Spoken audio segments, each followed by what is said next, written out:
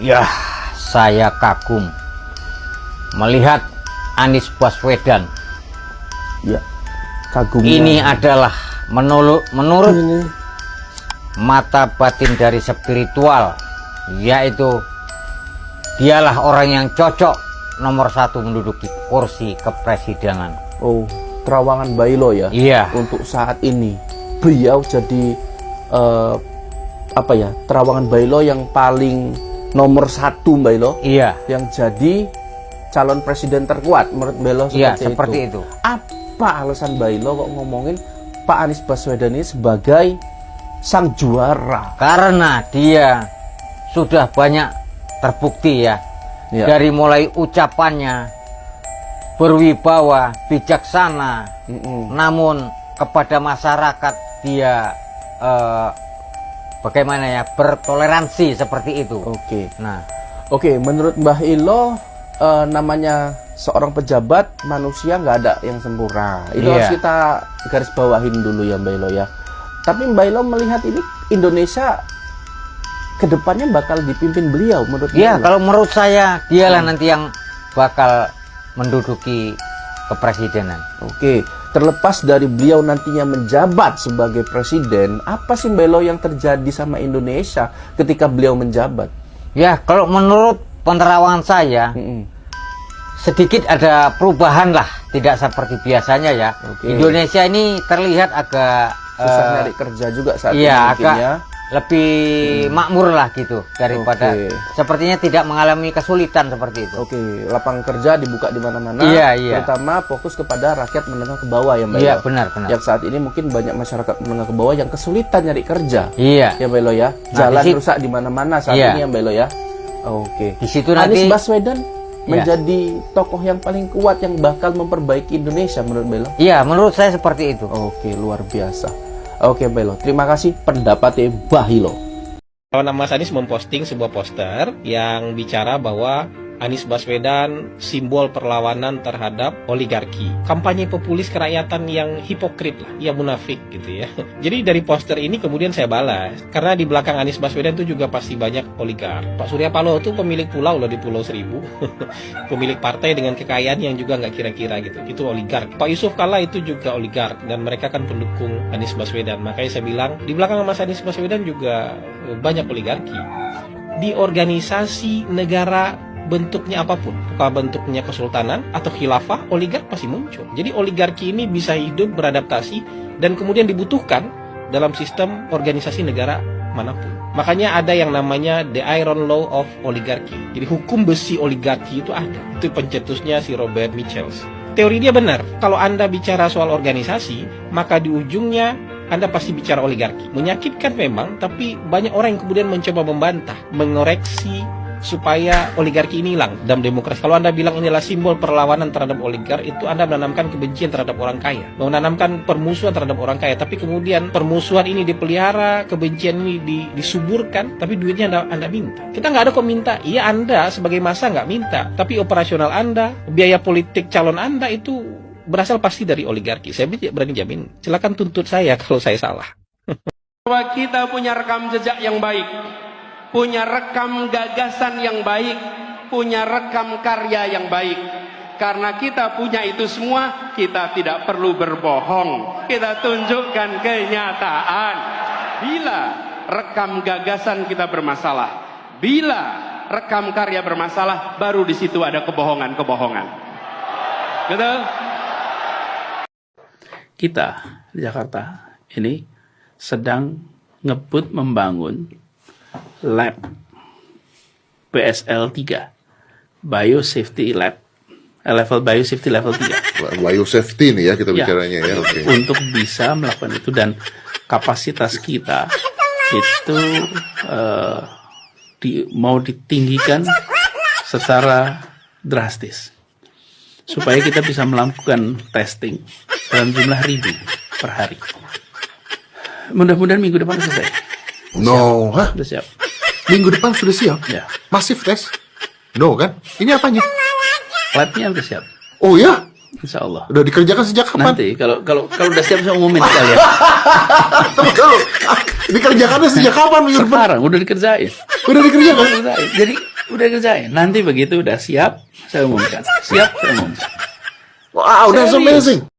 Jakarta katanya identik dengan macet. Ya. Saya tidak percaya 100%. Kenapa? Oh gitu? Karena saya juga sudah ya lebih 10 tahun saya tinggal di Jakarta.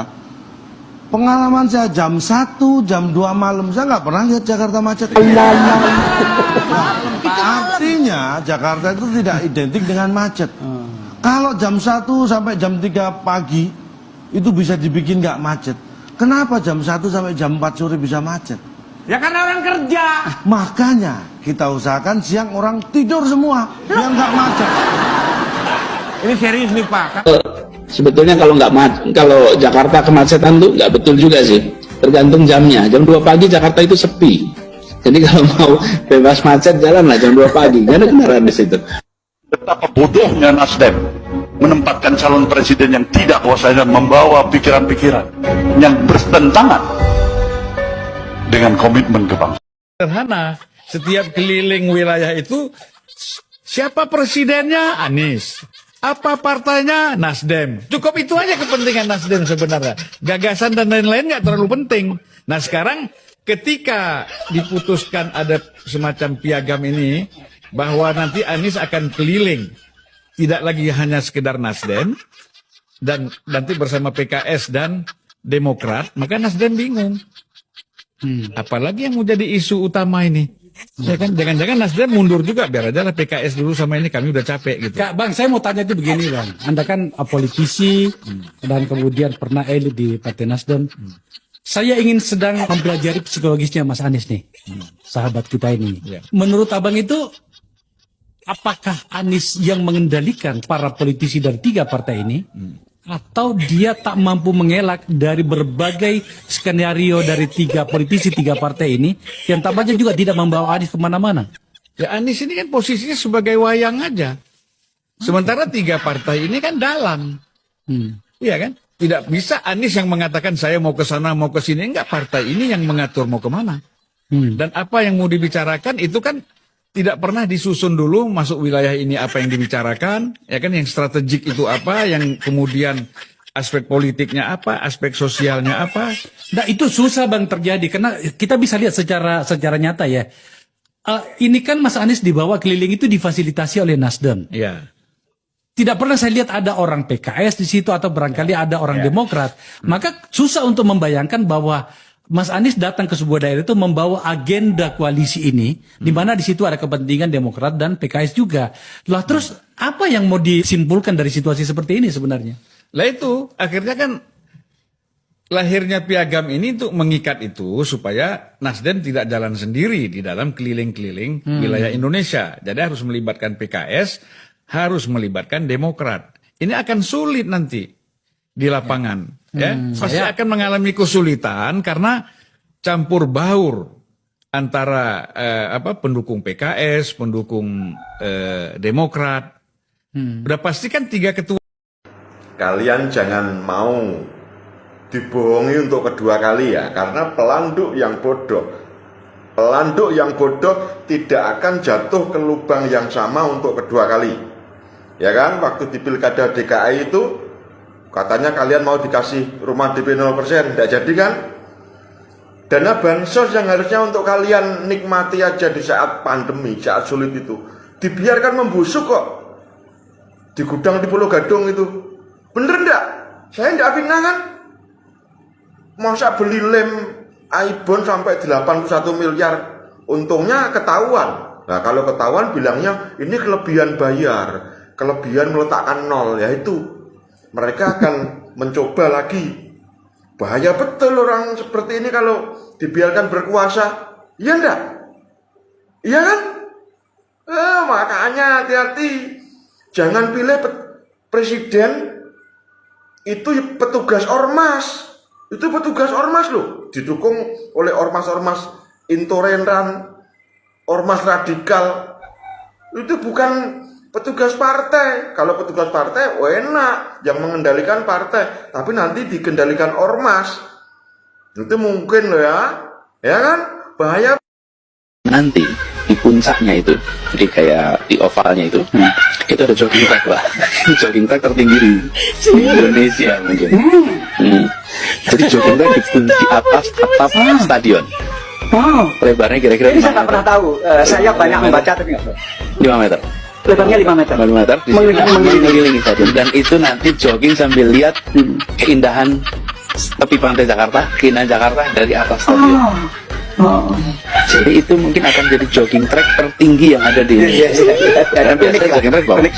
Jadi ada yang komen ya, kalau Anies penuh dengan kelebihan, ganteng, cerdas, jujur, jadi imam rakyat dunia akhirat. Nih kan pasti dah pendukungnya Anies yang bawa-bawa akhirat. Dari mana ibu bisa tahu kalau Anies akan bertanggung jawab di akhirat?